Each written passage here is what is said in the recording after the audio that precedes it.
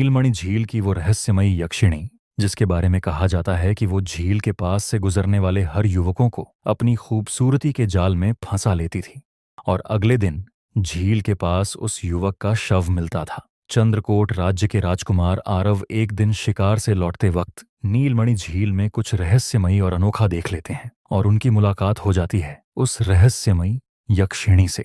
राजकुमार आरव यक्षिणी के बारे में कुछ ऐसा जान लेते हैं जिससे उनकी जिंदगी पूरी तरह बदल जाती है। विदर्भ देश के सुनहरे रेगिस्तान के किनारे बसा था एक छोटा सा मगर गौरवशाली राज्य चंद्रकोट, जहां की दीवारें लाल पत्थरों से बनी थीं। महल की छत पर मोर नाचते थे और राजा वीरसेन का शासन इतना न्यायपूर्ण था कि दूर दूर तक लोग उनकी प्रशंसा करते थे। मगर उनके इकलौते पुत्र राजकुमार आरव अब तक अविवाहित थे, क्योंकि आरव का दिल किसी राजकुमारी की मुस्कान पर नहीं बल्कि तलवार की चमक पर, घोड़े की रफ्तार पर और शिकार की उत्तेजना पर अटका था।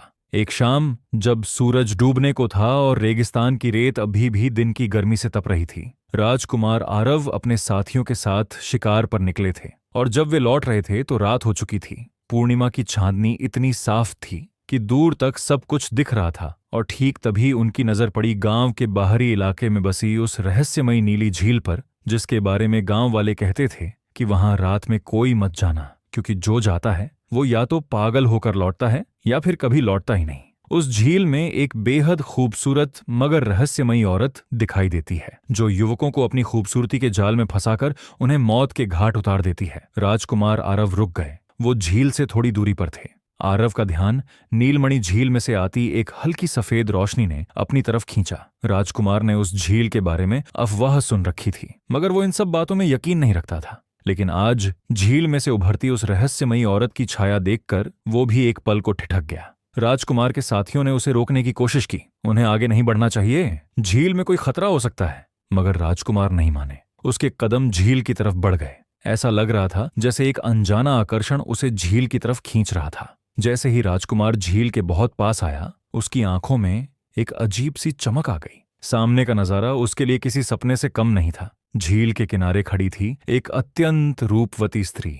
उसने सफेद रेशमी वस्त्र पहने हुए थे जो चांदनी में नीली लग रही थी। उसके लंबे काले बाल हवा में लहरा रहे थे जैसे कोई सांप नाच रहा हो। उसकी गोरी त्वचा इतनी चमकदार थी कि लगता था चांद भी उसके सामने फीका पड़ गया हो, और उसकी आंखें किसी नीले मोती की तरह चमकदार थे, मगर उनमें कोई गहरा दर्द था, कोई पुराना रहस्य था जो आरव को अपनी ओर खींच रहा था। राजकुमार उस स्त्री की सुंदरता देख मोहित हो गया था। एक राजकुमार होने के बावजूद भी उसने आज तक इतनी सुंदर स्त्री नहीं देखी थी। एक अजीब सी भावना से उसका दिल धड़क उठा था। उसने अपने हाथ बढ़ा, जैसे ही उसे छूना चाहा, वो स्त्री हवा में घुल गई। न कोई आवाज, न कोई छाया, बस एक ठंडी हवा। राजकुमार ने आसपास देखी, मगर वहां कोई नहीं था। वो थोड़ा निराश हो गया, मगर उस सुंदर स्त्री की छवि उसके मन में बस गई थी। उसी के साथ वो राजमहल वापस आया, मगर उसे चैन कहाँ था। उसके मन में उस सुंदर स्त्री से दोबारा मिलने की चाह घर कर गई थी। अगले दिन रात होते ही राजकुमार आरव फिर उसी झील पर पहुंचे, इस बार अकेले, बिना किसी साथी के, क्योंकि उन्हें लगा कि वो स्त्री सिर्फ उन्हें ही बुला रही है। और इस बार वो स्त्री फिर दिखी थोड़ा दूर, झील के बीचों बीच पानी पर चलती हुई। उसके पैर पानी को छू रहे थे, मगर लहरें नहीं उठ रही थीं। और वो बोली, तुम फिर आ गए, क्या तुम्हें डर नहीं लगता? उसकी मधुर आवाज राजकुमार आरव के कानों में जैसे संगीत के तार छेड़ गई हो। राजकुमार ने कहा, डर लगता है, मगर तुम्हारी नीली आंखों का आकर्षण मुझे यहाँ खींच लाता है। राजकुमार की निगाहें उस सुंदर स्त्री पर टिकी हुई थीं। उस स्त्री ने पहली बार किसी की आंखों में अपने रूप के प्रति कोई लालच नहीं देखा। वो भी एक पल को शांत रह गई। फिर एक गंभीर स्वर में बोली, सावधान राजकुमार, कहीं तुम्हारा मेरे लिए ये आकर्षण तुम्हारी मौत की वजह ना बन जाए। इतना कहकर वो फिर से गायब हो गई। राजकुमार का दिल एक अनजाने डर से कांप उठा। उसकी सांसें तेज हो गई थीं। कुछ सोचकर वो वापस महल लौट आया। आज फिर उसकी आंखों से नींद गायब थी। आखिर उस स्त्री ने ऐसा क्यों कहा कि उसका आकर्षण राजकुमार के मौत का कारण बनेगा? राजकुमार को उसकी इस बात में कोई रहस्य नजर आ रहा था। अगले दिन वो तारों के आकाश में झांकते ही फिर से अपने घोड़े पर सवार होकर नीलमणि झील की तरफ निकल गया। वो रूपवती स्त्री झील के किनारे बैठी थी। उसका रूप बेहद ही अनुपम और अनूठा था, ऐसा जैसे चंद्रमा का कोई दिव्य प्रकाश हो। उसका सुंदर और आकर्षक शरीर नीले रेशमी वस्त्रों से लिपटा हुआ था। आंखें गहराई लिए हुए थीं, जो झील के पानी पर गड़ी हुई थीं। मुझे लगा नहीं था कि मेरी चेतावनी के बावजूद तुम यहाँ फिर से आओगे, उस स्त्री ने राजकुमार की तरफ देखे बगैर ही कहा। राजकुमार उसके थोड़ी दूरी पर बैठ गया और उसकी तरफ देखकर बोला, हे देवी, तुम कौन हो और इस झील में क्या कर रही हो? मेरे बारे में जानना तुम्हारे लिए घातक हो सकता है राजकुमार, उस सुंदर स्त्री ने अपनी मधुर आवाज में कहा। राजकुमार आरव ने उसके दैवीय चेहरे की तरफ नजर गड़ाए हुए कहा, मैं तुम्हारे लिए हर खतरा मोल लेने को तैयार हूं। जैसे ही उसने राजकुमार की बात सुनी, उसकी खूबसूरत आंखों में एक चमक सी आ गई। उसने अपना नाम चंद्रविला बताया। उसने कहा, मैं यहां नहीं रहना चाहती, मगर मैं यहां से जा भी नहीं सकती। चंद्रविला की बातें सुनकर राजकुमार आरव आश्चर्य से भर उठा। वो चंद्रविला से बहुत कुछ पूछना चाहता था, मगर तभी चंद्रमा ढलने को था और सूर्य की लालिमा आसमान में फैलने लगी।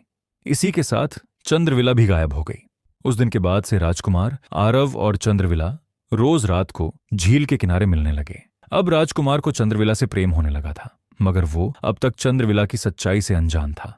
मगर एक दिन रात के वक्त पूर्णिमा अपने चरम पर थी। चंद्रविला ने अपना हाथ आरव के हाथ पर रखा। उसका स्पर्श इतना ठंडा था कि आरव की रीढ़ में सिहरन दौड़ गई, मगर वो हटा नहीं। और चंद्रविला ने धीरे से कहा, मैं एक यक्षिणी हूं राजकुमार, और मैं शापित हूं।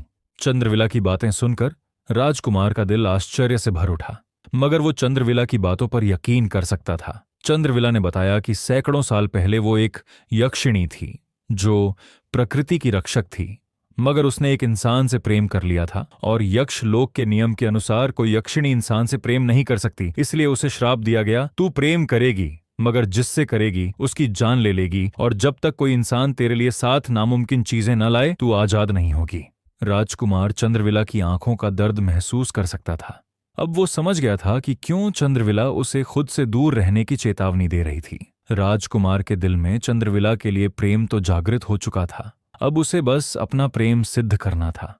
उसने चंद्रविला की हाथों में अपना हाथ रखा और उसकी तरफ देखते हुए दृढ़ता से बोला, वो 7 नामुमकिन चीजें क्या हैं? मैं उसे तुम्हारे लिए अवश्य हासिल करूंगा। राजकुमार के शब्द सुनकर चंद्रविला की खूबसूरत नीली आंखें भय से चौड़ीन हो गईं। वो राजकुमार की तरफ देखकर भय से कांपते हुए बोली, राजकुमार, ये तुम क्या कह रहे हो? राजकुमार ने एक बार फिर चंद्रविला का हाथ थामा और गंभीरता से बोला, वही जो मेरा दिल कह रहा है। चंद्रविला, मैं तुमसे प्रेम करने लगा हूं और अब तुम्हें मुक्त करना मेरा कर्तव्य है। चंद्रविला की आंखों में आंसू आ गए। वो रोते हुए बोली, नहीं आरव, मैं तुम्हें खोना नहीं चाहती। 7 नामुमकिन चीजों को हासिल करने का दूसरा नाम ही मौत है। ये जानते हुए भी मैं तुम्हें मौत की खाई में कैसे धकेल सकती हूँ? ऐसा लग रहा था जैसे चंद्रविला की आंखों से आंसू नहीं, बल्कि राजकुमार आरव के लिए प्रेम बरस रहा था। उसके दिल में भी राजकुमार के लिए प्रेम जन्म ले चुका था, मगर वो इजहार करने से डर रही थी कि कहीं वो राजकुमार को खो ना दे। मगर राजकुमार आरव भी बहुत जिद्दी था। एक बार किसी काम को करने की ठान लेता, फिर पीछे नहीं हटता था। चंद्रविला ने टालना चाहा, मगर राजकुमार की जिद के आगे उसे झुकना पड़ा और उसे सब कुछ बताना पड़ा। अब आरव के सामने थीं वो 7 चीजें, जिन्हें पाना सिर्फ मुश्किल नहीं बल्कि नामुमकिन था, क्योंकि हर चीज के पीछे एक मौत खड़ी थी। एक ऐसा खतरा था जो अब तक किसी को जीवित नहीं छोड़ता था। पहला पड़ाव था अग्निझरने का नीला आंसू। हिमालय की सबसे ऊंची चोटी पर एक झरना है जहां पानी नहीं बल्कि शुद्ध अग्नि बहती है, और हर 100 साल में एक बार उस आग के बीच से एक नीला पत्थर गिरता है जिसे नीला आंसू कहते हैं। मगर उसे छूते ही इंसान जलकर राख हो जाता है, क्योंकि वो आग सिर्फ शरीर नहीं, आत्मा को भी जला देती है। दूसरा पड़ाव था नागलोक की सोने की बांसुरी। पाताल लोक में नागों का राज्य है, जहां की रानी शेष कन्या के पास एक सोने की बांसुरी है, जिसकी धुन सुनते ही इंसान पत्थर बन जाता है। और उस बांसुरी को चुराने के लिए पहले नागरानी की पहेली सुलझानी पड़ती है, फिर उसके प्रेमी वासुकी से लड़ना पड़ता है, जो 7 सिर वाला विशालकाय नाग है। तीसरा पड़ाव था भूतिया जंगल के चांदी का फूल। सप्त प्रदेश के सप्तगिरी नामक जंगल में एक जगह है जहां रात में पेड़ बोलते हैं, और वहां एक चांदी का फूल उगता है जो सिर्फ अमावस्या की रात को खिलता है। मगर उसे तोड़ते ही जंगल का प्राचीन राक्षस कालनेमी जाग जाता है, जो सैकड़ों साल से सो रहा है। चौथा पड़ाव था समुद्र की रानी का काला मोती। पूर्वी समंदर के सबसे गहरे गड्ढे में समुद्र की रानी वरुणानी रहती है, और उनके पास एक काला मोती है जो सिर्फ पूर्णिमा की रात को चमकता है। मगर उसे जो कोई भी लेने जाता है, उस पर उनकी रक्षा करने वाला विशालकाय ऑक्टोपस महाजाल हमला करता है, जिसके 8 हाथों में से हर हाथ में एक अलग जहर होता है। 5वां पड़ाव था मरुस्थल की रेत का हीरा। शैल मरुस्थल के बीच में एक जगह है सूर्यकुंड, जहां दोपहर के 12 बजे रेत सोने की हो जाती है, और उस सोने की रेत के बीच में एक हीरा चमकता है। मगर जैसे ही कोई उसे छूने जाता है, रेत उसे निगल लेती है और वो जिंदा दफन हो जाता है। छठवां पड़ाव था। आकाश गंगा का टूटा तारा। हर 700 साल में एक तारा टूटकर धरती पर गिरता है और इस बार वो गिरने वाला था नीलगिरी के स्वर्ण झील के पास। मगर जहां तारा गिरता है वहां बिजली का तूफान आता है और तारे को छूते ही इंसान बिजली बनकर उड़ जाता है। सातवां और अंतिम पड़ाव था यमराज का काला पंख। यमलोक का द्वार सिर्फ मरने वालों के लिए खुलता है, मगर जीवित इंसान के लिए एक गुप्त रास्ता है केदारनाथ के पीछे, जहां यमराज का सिंहासन है और उसके पास एक काला पंख रखा है जिसे लेना है बिना यमदूतों के पकड़े गए। चंद्रविला ने उन 7 दुर्लभ चीजों के बारे में राजकुमार को बताया। फिर एक गहरी सांस लेते हुए बोली, आरव, तुमने ठान ही लिया है तो मैं तुम्हें रोकूंगी नहीं, मगर ध्यान रहे, अगर तुम एक भी परीक्षा में असफल रहे तो उसका अंजाम सीधे मौत है। आने वाली पूर्णिमा तक तुम्हें इन 7 चीजों को हासिल करना होगा। अगर तुम असफल रहे तो मेरी आत्मा सदा सदा के लिए इस झील में कैद हो जाएगी, फिर मैं कभी मुक्त नहीं हो पाऊंगी। राजकुमार आरव चंद्रविला के चेहरे पर उसे खोने का डर साफ साफ देख पा रहा था। वैसे तो चंद्रविला खुद एक यक्षिणी थी, वो दिव्य शक्तियों की मालकिन थी। इसके बावजूद वो इसमें राजकुमार की कोई मदद नहीं कर सकती थी। तुम फिक्र मत करो, मैं विजयी लौटूंगा। मेरे प्रेम पर थोड़ा तो विश्वास रखो, राजकुमार ने आत्मविश्वास से भरे लहजे में कहा। राजकुमार आरव का ये आत्मविश्वास देखकर चंद्रविला को थोड़ी शांति मिली। मगर अगली पूर्णिमा के आने में सिर्फ 1 महीने का वक्त बचा था। इतने कम समय में उन 7 चीजों को हासिल करना लगभग नामुमकिन था, वो भी बिना किसी जादुई ताकतों के। आरव ने अपने आगामी सफर की तैयारी की। अपने पिता राजा को उसने बताया कि वो अपने एक मित्र पड़ोसी देश के राजकुमार से भेंट करने जा रहा है। उसने सिर्फ एक छोटा सा बैग लिया जिसमें उसकी तलवार, एक पानी की बोतल और चंद्रविला का दिया हुआ एक सफेद रुमाल था जिसकी खुशबू उसे हिम्मत देती थी। और वो निकल पड़ा अपने पहले पड़ाव की ओर, काली पहाड़ी, जहां उसे मिले एक बूढ़े साधु जिनकी दाढ़ी जमीन को छू रही थी और आंखें इतनी गहरी थीं कि लगता था सारी दुनिया का ज्ञान उनमें समाया है। राजकुमार ने साधु महाराज को प्रणाम किया। साधु ने कहा, राजकुमार, तुम जिस रास्ते पर जा रहे हो वहां से कोई जीवित नहीं लौटता, मगर तुम्हारा हृदय शुद्ध है, इसलिए ये लो सूर्य पत्थर, जो तुम्हें आग से बचाएगा, मगर सिर्फ एक बार। ये तुम्हें दिशा दिखाएगा और याद रखो, हर चीज की कीमत चुकानी पड़ती है। साधु का आशीर्वाद लेकर राजकुमार आरव अपने सफर पर निकल गया। रास्ता आसान नहीं था। उबड़ खाबड़ पत्थरीले मार्ग से नीचे गिरने की कीमत सिर्फ मौत थी, मगर राजकुमार सावधान था। वो अपने घोड़े पर सवार होकर आगे बढ़ रहा था। पर्वत की सबसे ऊंची चोटी पर पहुंचते पहुंचते राजकुमार का शरीर इतना थक चुका था कि वो लगभग गिरने को था, मगर गिरने से पहले ही उसने खुद को संभाल लिया। हवा इतनी पतली थी कि हर सांस लेना जैसे मौत को निमंत्रण देना था। और सामने था वो भयानक अग्नि झरना जहां लावा की नदियां बह रही थीं, लपटें आसमान को चूम रही थीं और बीच में चमक रहा था वो नीला आंसू जो हर 100 साल में एक बार गिरता था, मगर उसे छूने के लिए पहले आग की 7 परतों को पार करना पड़ता था। हर परत पहले से ज्यादा गर्म, ज्यादा घातक, और राजकुमार के पास सिर्फ एक सूर्य पत्थर था जो सिर्फ एक बार काम करेगा। राजकुमार ने सोचा कि सीधे कूदना मौत है, इसलिए उसने अपनी बुद्धि का इस्तेमाल किया। उसने देखा कि झरने के ऊपर एक पुराना चट्टान का पुल है जो आंशिक रूप से टूट चुका है, मगर अगर सही समय पर कूदें तो आग की लपटों से बच सकते हैं। उसने अपना रुमाल निकाला, उसे पानी से भिगोया जो उसके पास आखिरी बोतल में बचा था, और सूर्य पत्थर को मुंह में दबाकर पुल की ओर दौड़ा। आग की पहली लपट ने उसके कंधे को जला दिया, दूसरी ने उसके बाल सुलगा दिए, तीसरी ने उसकी त्वचा को फोड़े बना दिए,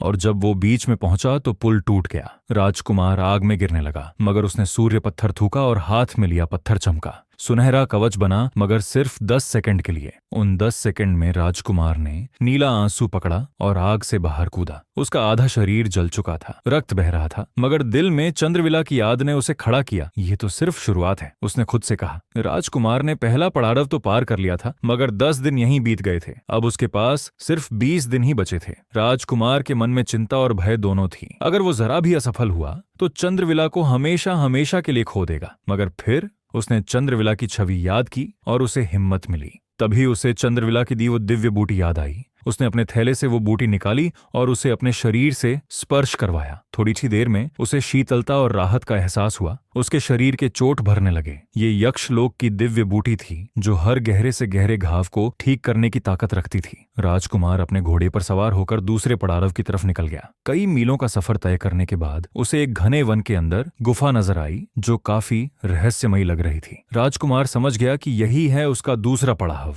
उसने अपने घोड़े को वहीं पर बांध दिया। पाताल लोक की गुफा में उतरते ही अंधेरा इतना घना था कि राजकुमार की मशाल भी डर गई लगती थी। कुछ दूर आगे चलने पर दीवारों से सांप लटक रहे थे, हवा में जहर की गंध थी और सामने थी नागरानी शेषकन्या, जिसके 7 सिर थे। हर सिर की जीभ अलग जहर उगल रही थी और उसके पीछे वासुकी 7 सिर वाला विशालकाय नाग, जो अपनी नजर से पत्थर बना देता था। राजकुमार को डर तो लग रहा था, मगर उसने हिम्मत जुटाई हुई थी। नागरानी को नागलोक में एक मानव देखकर बहुत हैरानी हुई। उसने पूछा, कौन हो तुम मानव, और हमारे नागलोक में क्या कर रहे हो? राजकुमार ने जवाब में कहा, नागरानी, मैं सोने की बांसुरी की तलाश में आया हूं, जिसका मार्ग सिर्फ आप ही बता सकती हैं। राजकुमार की बातें सुनते ही नागरानी के चेहरे पर अपार क्रोध झलक उठा। वो अपनी तीखी आंखों से अंगारे बरसाते हुए बोली, सोने की बांसुरी? असंभव। मानव, बेहतर यही होगा कि तुम यहां से लौट जाओ। नागरानी ने उसे चेताया, क्षमा कीजिए नागरानी, मगर मैं पीछे नहीं हट सकता। राजकुमार की जिद को देखते हुए नागरानी ने कहा,